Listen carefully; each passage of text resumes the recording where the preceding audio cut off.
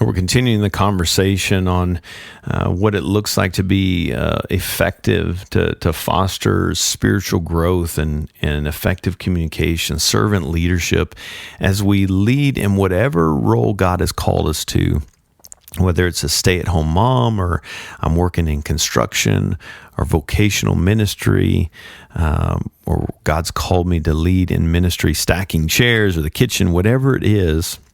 There's some practices, some habits, you could say, that we could form that can foster some health and sustainability to be a part of this mission. So continuing today the conversation around some habits that we can form to build sustainability and effectiveness as we strive for excellence in doing the best we can in ministry.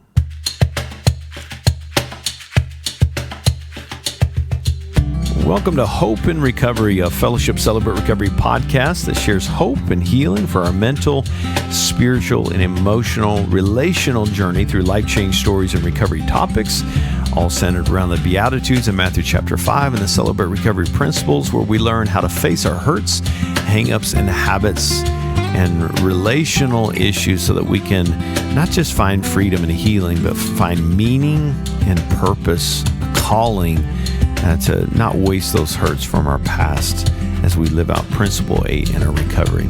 I'm a grateful believer in Jesus Christ. I struggle with drugs and alcohol and perfectionism. I'm the pastor and ministry leader of Celebrate Recovery at Fellowship Rogers here at Fellowship Bible Church in Rogers, Celebrate Recovery. And it's so good to be here with you again today. We're continuing the conversation around these habits.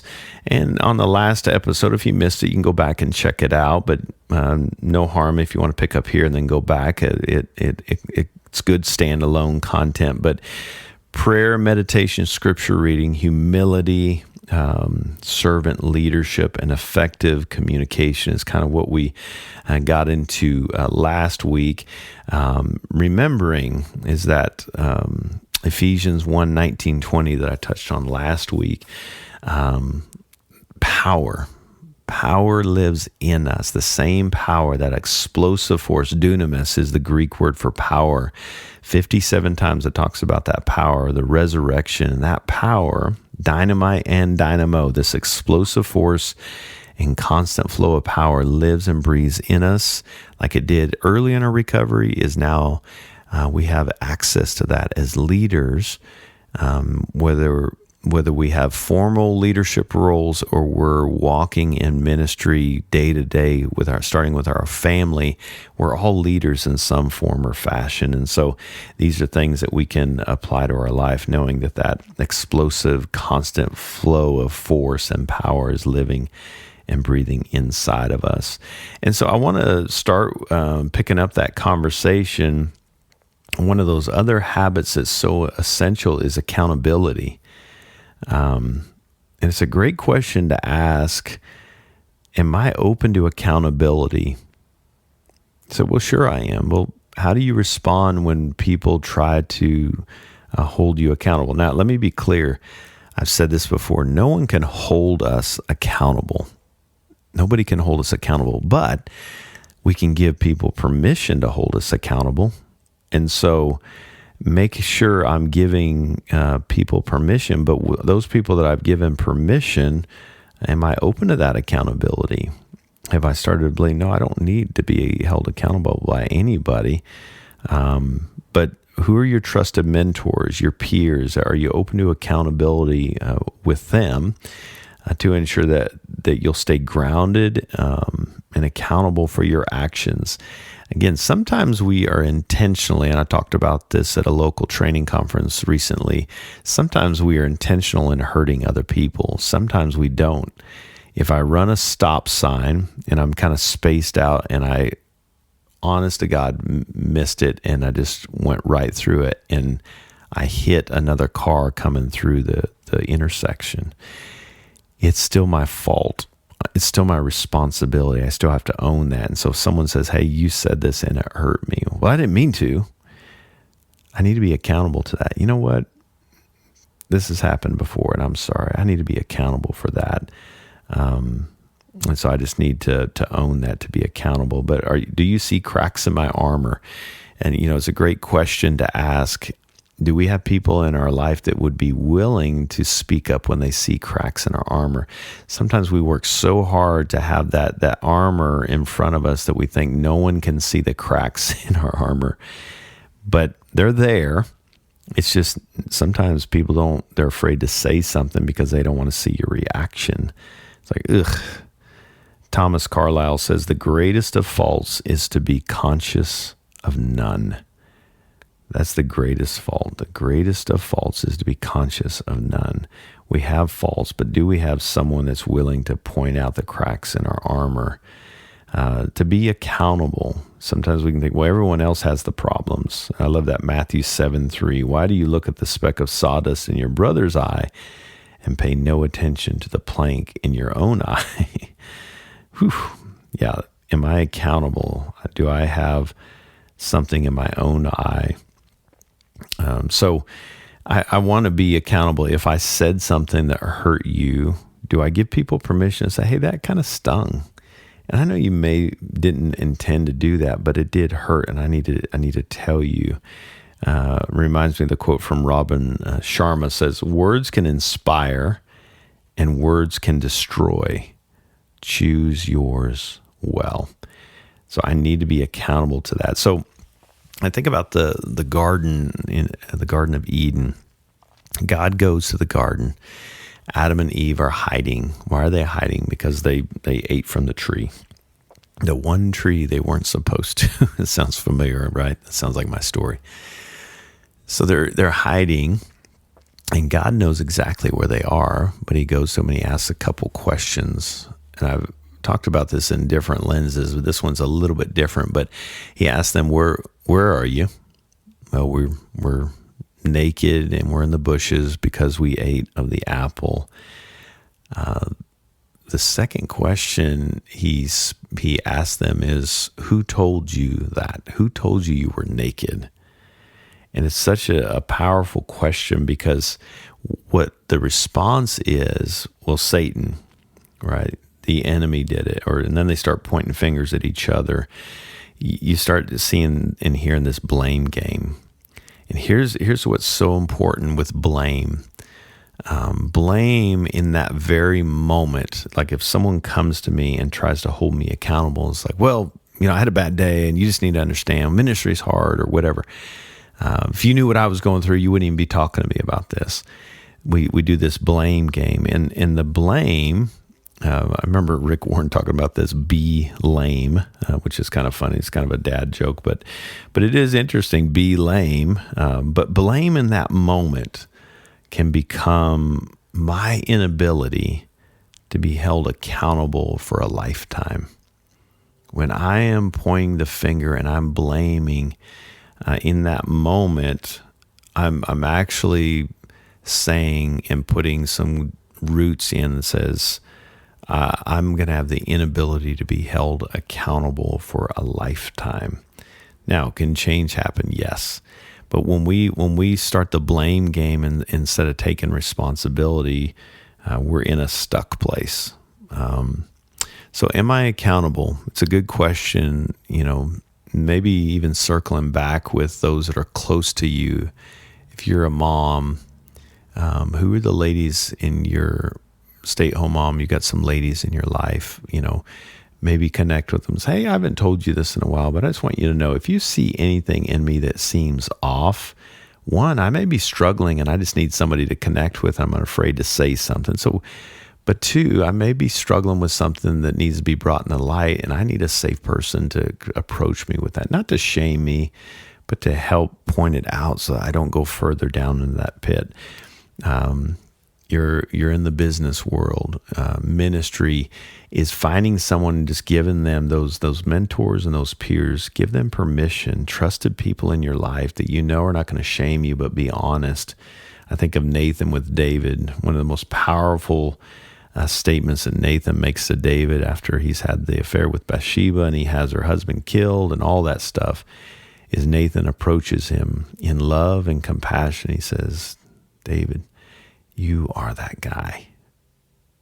and you can just feel the heart and the compassion, but balance of truth. And we need those people in our life. So are you accountable? Are you open to accountability? Lifelong learner. Sometimes I'm in my 19th ministry year in a couple months here. And it's interesting. We can kind of buy into this narrative that we've got it all figured out. We have to be continuous, lifelong learners, knowing that my personal development has not stopped. He who began a good work in me will be faithful to carry it on to completion. Am I staying teachable and constantly learning, continuously learning, so I can be effective in my role as a leader in ministry, personal ministry, vocational ministry, etc. That continuous learning is so essential. So with that, what are you reading these days? What are you stimulating your mind? It's easy to feed our brain with the wrong things. I remember when I went to the doctor, I was having some, my blood sugar was off, and so they were testing me, and they discovered I was hypoglycemic, and so they sent me to a nutritionist, and they had all these plastic foods, and she showed me these little plastic things, and one of them was a little small circle of peanut butter, and she said, this is about how much peanut butter you should be eating a day, no more than that. And I was like, wait, what? That's not enough. I have a sweet tooth. But she made a statement. She said, Rodney, you're going to have to cut back on your sweets to be able to help with your hypoglycemia. And I was like, okay, I can't do that. And she said something so profound to me that I'll never forget. She said, Rodney, your body will begin to crave what it eats. And you know what? She's right. When I used to have to pinch my nose to drink a glass of water. Now I can't go a day without water. My body revolts. I can feel it in my bones and my body. I get headaches. My body craves water. It craves what I feed it. And on a spiritual sense, whatever I'm feeding my mind and my heart, my body, it's going to crave. So are you feeding it? Nothing wrong with watching, just a mind-numbing, show, a series, whatever. We need those kind of check-out things every once in a while. But if it's all I'm feeding my mind, then I'm in a bad spot. So what are you committing to read? What are you watching? Are you going to seminars? Are you seeking mentorship? When you sit down with your mentor, are you listening, or are you just going to prove to them, talk about how great you are and how smart you are? Or are you closing your mouth and listening to your mentor?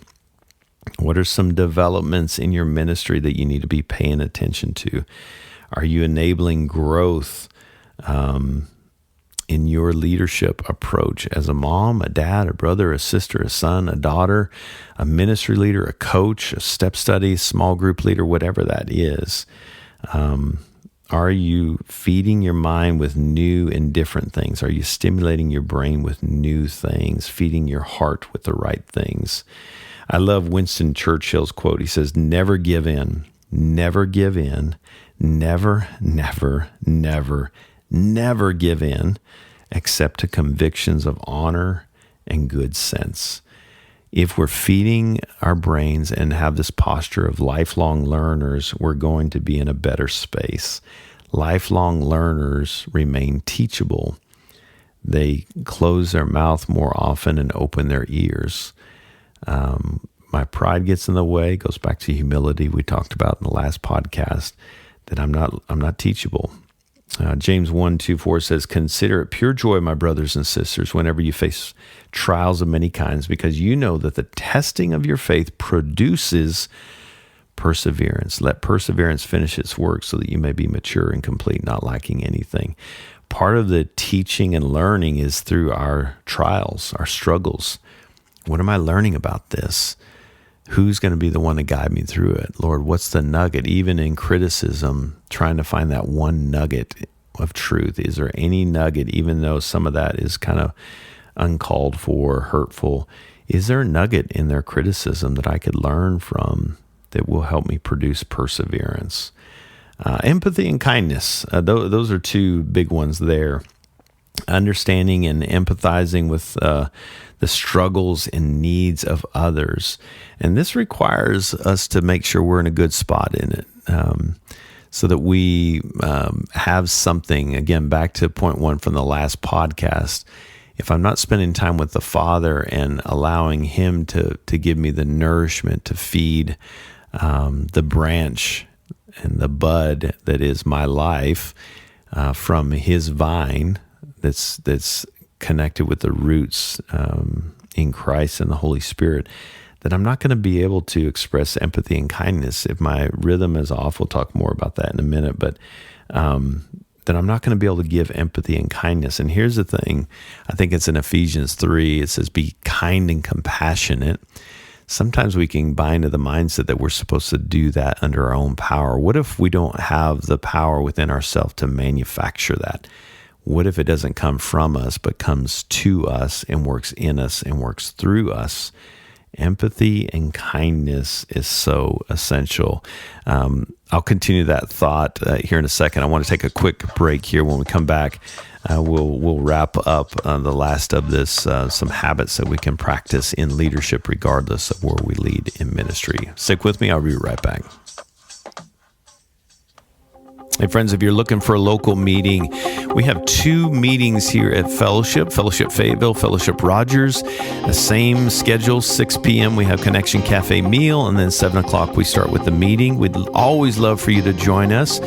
But don't forget, we've got a lot of other local meetings here in the area. You can go to fellowshipcr.org to find a full list, and we hope you'll find a Celebrate Recovery near you and join us. We'd love to walk alongside you as we celebrate our recovery together. fellowshipcr.org for more information. Right before the break, I was talking about humility and how that plays into the empathy and kindness because we're connected with the vine. Humility says, I need you, Lord, that the power comes to me, not from me. And you're the one that's going to manufacture empathy and kindness. But I love 1 Corinthians 13, if we're in that lens of, Lord, would you provide everything I need so that I can produce fruit of empathy and kindness, love, joy, peace, patience, kindness, goodness, all that stuff, right? It says love is patient, love is kind. It does not envy, it does not boast, it is not proud. It does not dishonor others, it is not self-seeking. It is not easily angered. It keeps no record of wrongs. Love does not delight in evil, but rejoices with the truth. It always protects, always trusts, always hopes, and always perseveres. What a cool thing to do in this space, if we find that we're in a bad space, is replace the love or it with I am. So for example, I am patient. I am kind. I do not envy. I do not boast. I am not proud. If you're reading those and it feels like, oof, that doesn't feel accurate, then don't shame yourself. Just take that to the Father. Lord, I'm having trouble with my patience. I'm having trouble being kind. Or I'm keeping a record of wrongs and I'm easily angered right now. Lord, I want to lean into that to understand that. Remembering He's the one that will produces the empathy and kindness, taking it to Him. But I think the really right behind that is healthy work-life balance, ministry-life balance, whatever you want to call it. We have to prioritize our self-care, don't we? And that requires maintaining boundaries between ministry responsibilities and personal life. If we're not doing that, by the way, I'm going to talk about burnout and just feeling tired at the summit this year, expand on this. But if we're not protecting our garden, if you imagine a garden that has no fence around it, and any and all vultures can come in and take all your produce, you're not going to have anything to be sustainable. And guess what? That means you're going to have to go steal from someone else's garden. Now we've created some really unhealthy balance, not just in our life, but others. But I got to put a fence around my garden. Now that doesn't mean that I'm not giving to anyone and hoarding all my produce. Now what it says is I'm gonna tend to my own garden, and then I'm going to give this to you at this time. I'm going to give this to you at that time, and to them at this time. You've got to set boundaries with that, and that's so important. But how's your balance in this space? If we're not managing that and having effective boundaries through, we're going to burn out in that space. We're going to be ineffective long term. So I have to prioritize my well-being through, back to those points from the last podcast: prayer, meditation, even exercise, walking around. What am I putting in my body, my mind, my heart? What are my healthy boundaries so I can assure effectiveness and not burn out in this space? Mark 1:35-37 says, very early in the morning, while it was still dark, Jesus got up, left the house, and went off to a solitary place where he prayed. Simon and his companions went to look for him. I love that. And when they found him, they exclaimed, everyone is looking for you. Now, here's the thing. You're always going to have someone looking for you. But here's the picture. I love Brian Dyson paints this picture of the difference. If you imagine a tabletop and you've got all these rubber balls on this tabletop, you have a different capacity than I have, and I have a different capacity than the next guy or gal, right? I need to know what my capacity is, number one. And the way you can know that is when balls start falling off the table, I know I've reached my capacity. And so here's what happens. If I'm going to add something to the table, I've got to remove something from the table. And some of those things that are on our table, you could call them rubber balls. And when those rubber balls, as Brian Dyson says, if they fall off, those will bounce back. But some of the things on our table are glass balls. And when those fall off, they shatter. I want to make sure that when I'm thinking of prioritizing ministry and even things that I'm doing, my to-do list, all of the things are important. All the things on my circle, my capacity are important. But some of them are higher priority. I need to make sure that those glass balls are not falling off and getting pushed off the table because I'm putting too many rubber balls on there, if that makes sense. So that helps me to make better decisions when I have healthy balance, prioritize, set boundaries, and you're setting a good example for those that you're leading. The last one is building and equipping teams. It's so important that when I'm equipping teams, I'm investing in them. I'm developing them. I was talking to someone recently about this at a conference, but sometimes when we're looking at giving stuff away so that we don't do everything, by the way, isn't it easy to say, well, I can do it. I'm just going to do it myself. If you want it done right, do it yourself. And that sometimes that's right. And sometimes it's not sustainable more often than not. So, there's a difference between dumping. The dumping is when I just dump the responsibility. Hey, here, you take this, you go do it. That's kind of dumping. There's no guidance. There's no follow-up. There's no feedback along the way or even afterward. Delegating is a little bit better because we're actually setting them up. Hey, here's what's expected. This is what you're going to be doing, and I'm giving this to you. I'm delegating it to you. A little bit better, but really developing is where we want to be. Developing is doing the exact same things that is said about delegating. Here's what I need you to do. Here's how you're going to do it. I'm giving you feedback along the way. How are you doing? Are you struggling? Anything I can be helping you with to accomplish it? And then following up after the task and giving feedback in the developing role lens, circling back and, hey, give me feedback. How did that go? So make sure you're not just dumping, not even just delegating, but developing And in essence, empowering others in your sphere of influence and ministry to ensure that sustainability and multiplication for healthy habits, so that we can make a big impact on the ones that are around us. Colossians 3:23-24 says, whatever you do, work at it with all your heart as working for the Lord, not for human masters, since you know that you will receive an inheritance from the Lord as a reward. It is the Lord Christ you are serving. And again, we're not looking for perfection in this building and equipping your teams. We're looking for excellence. And what's excellence? Excellence is not about winning. It's doing the best you can with what you have. And when you drop people, just circle back and repair. Hey, I kind of dropped you on that. I kind of just dumped that on you and I need to repair that. I'll do better with that. Please accept my apology. But doing the best you can so that we can produce the best results that we're capable of achieving, knowing that my capacity, my skill set is going to be different than your capacity and your skill set. But knowing we're all created in the image of God, that's a cool thing to think we all bring different gifts and different capacities and different mindsets, different lens, different experiences, different cultures.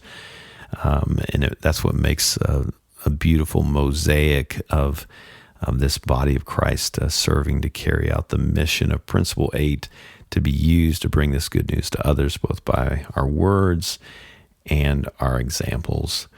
Remember, all of these things is knowing that it's first His power coming to me. Remember the Greek word dunamis, His explosive force and constant flow of power working and coming to me, working in and through me, and ultimately through me to help other people so that they can be empowered to do the same thing, so that we can multiply the mission, multiply the kingdom, so that we can reach more people with effectiveness and sustainability, so that we can keep doing this, what God has called us to do. Well, I hope this has been helpful for you. Just trying to give you some encouragement and tips. Hey, if you're leading in any capacity, congratulations. And we're so proud of you. You're doing it. And remember, excellence. We're just trying to do the best we can with what we've got. And never forget, the same power that raised Jesus from the dead, even Lazarus from the dead, is living inside of you. It's that dunamis, that Greek word. It's living in you, that explosive force and that constant flow of power that helped you early in your recovery is going to help you in your leadership capacity and role to be able to live out the calling and purpose God has for you in your life. I hope this has blessed you and given you some food for thought to maybe journal out, maybe invite some mentors and safe community in to set some goals to sharpen your saw as a leader in ministry. Hey, grateful for you being here. And as always, thanks for listening. And I pray that you'll join me next time. Until then, God bless you. Have a great week.